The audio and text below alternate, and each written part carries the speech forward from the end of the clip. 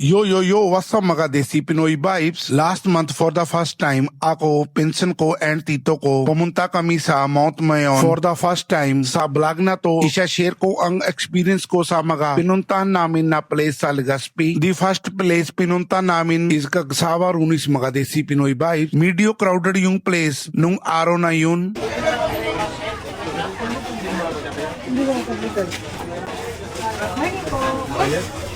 Kasama kayo. Ate, magkano po ba? Ay, ito. 45. Bala discount sa vlogger. Kasi doon sa Manila, meron eh. Ilan daw sila? Tatlo kami eh. 100. There is our beer, diba? Thank you. Ticket. Pagkatapos namin magbayad ng entrance fee, pumunta na kami sa attraction. Doon may nakilala ako, mabait na tour guide na trabaho doon. Good morning. Ako po pala si John Bert. Then ako yung tour guide and photographer dito sa Cagsawa. Ito lang sir yung natira. Yung pinaka bell tower na lang. Then ito yung pinakabuuan ng church. Ayan. Then ito sir, rebuild na lang to ni Father Francisco Blanco ng 1724. Then yung ginamit dito, yung lava rocks, ayan, ang mga bato na yan na makita nyo, yan po yung mga lava rocks. Then kasama po yan, para maka-structured sila ng ganito, is apog, itlog, then adobe pa. Then yung mga eggshells po, may kasama din po yan. Then ito po, yung pinakauna talaga ditong tinayo is noong 1587 pa. Then natapos siya noong 1595. Then no, yung church na yun sir is light materials pa. Then sinunog siya ng July 25, 1636. Then nung sinunog yun, pinalitan na or rebuild na lang ni Father Francisco Blanco noong 1724. Kaya yung structure, ito na yung naging resulta. Yan na bell tower na yan. Ito, naging ano niya, ganito na naging itsura ng church. Ayan pa. Ayan naging itsura. Then, ito sir, ang kabuuan nito, tatayo nito, nasa 2,000 plus square meter pa. Then, ayun sir, na area na yun, kasama pa yun. Meron pa yan dyan sa, ayan po. Yan, may kumbento pa yan dyan. Then, may kumbento pa yan dun sa dulo pa. Kaso ang tatakpan na nun ng mga tindahan.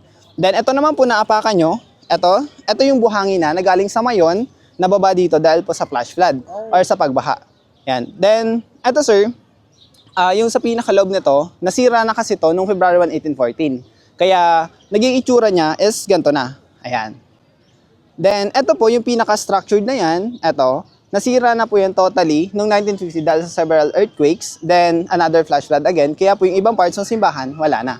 Okay, ito ba Then, simbahan dito? yes sir, ito yung pinaka parts ng simbahan. Yan sir na makita nyo, yan yung mga structured na ng simbahan ng Cagsawa.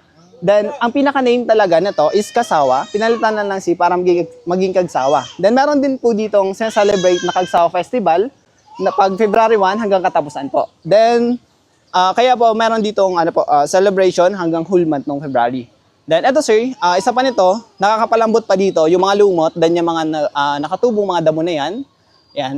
Kaya yung structured nito, so sobrang katagalan, pwede na siyang marupok na din. Yan.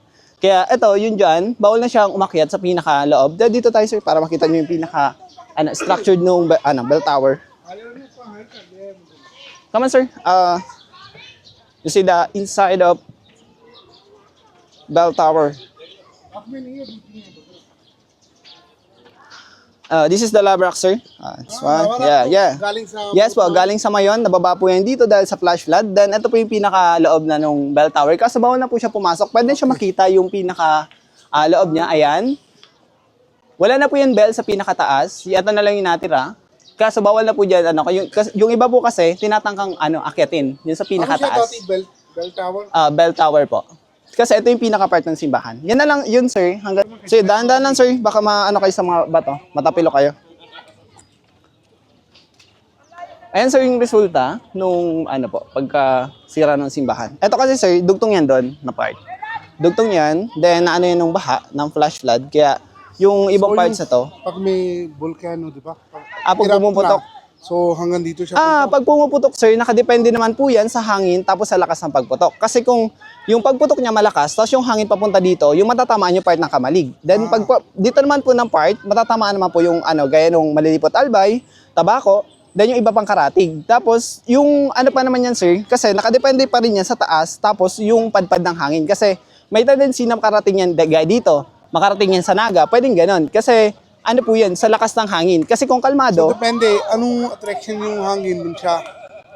Anong direction yung hangin dun siya, di ba? papunta po dito, yung pinaka direction ng hangin.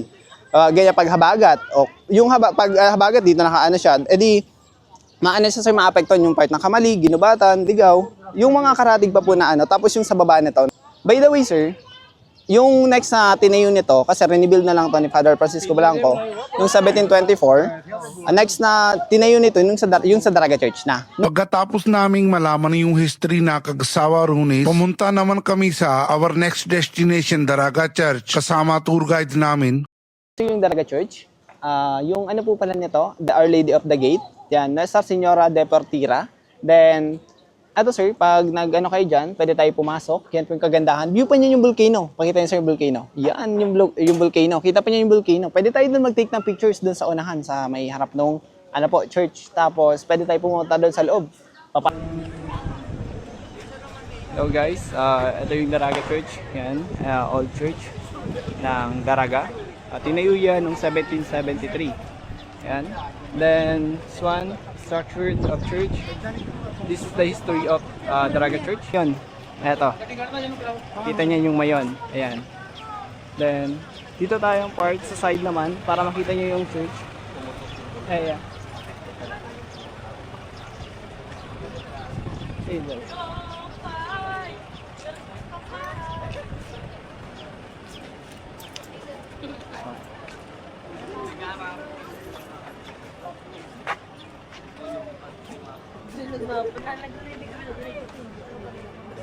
Yan. Yan sir, ito yung side ng church ng Daraga. Then kita pa rin yun yung bulkan ng Mayon.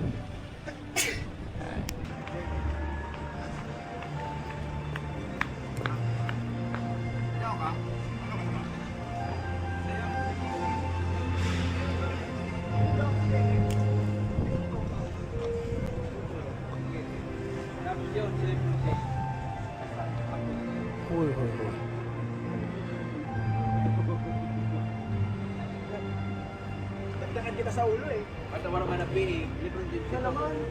What's dito?